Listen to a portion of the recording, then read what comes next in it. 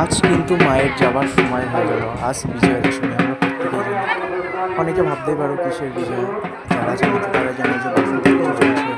মা দুর্গা কিন্তু বাসন্তী পুজো চলে এসছে আমাদের মধ্যে।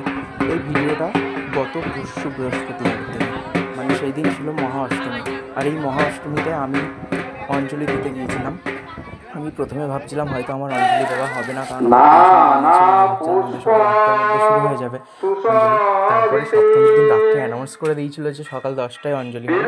তো সেই ক্ষেত্রে আমি টিউশন করিয়ে উঠে তাড়াতাড়ি স্নান করে চলে গেছিলাম। তো আমাদের এই বাসন্তী পুজোটা কিন্তু আমাদের মোহনপুরের কালী মন্দিরের মাঠে হচ্ছে, মানে আমাদের স্কুল ঘরের মাঠেই বলতে পারো। তো তাড়াতাড়ি করে ওখানটায় গুছিয়ে স্নান করে চলে গেছিলাম। ওই যে আমাদের স্টেজ, ওখানটায় সবাই বসে আছে অঞ্জলি টঞ্জলি দিয়ে। আমাদের মূলত অঞ্জলি দেওয়া হয়ে গেছিলো।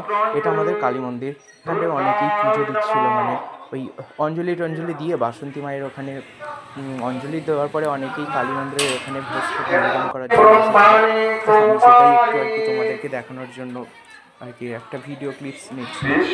তারপরে অঞ্জলি টঞ্জলি দিয়ে ওখান থেকে মানে কিছু ভিডিও করে ভাবছিলাম কী করবো।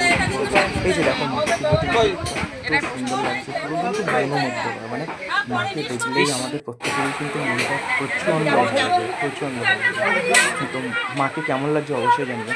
তো সবসময়ই সুন্দর, ভালো অবশ্যই লাগবে। তবু তোমরা কমেন্টে জানিয়ে কেমন লাগছে আমাদের মূর্তি প্রতিমা।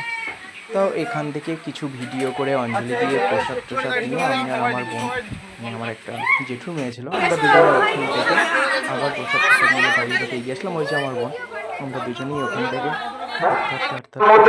বাড়ির এখানেই গেছিলাম, কারণ ছিল ও পড়তে যাবে, এই যে তাই আমরা দুজন চলে যাচ্ছি।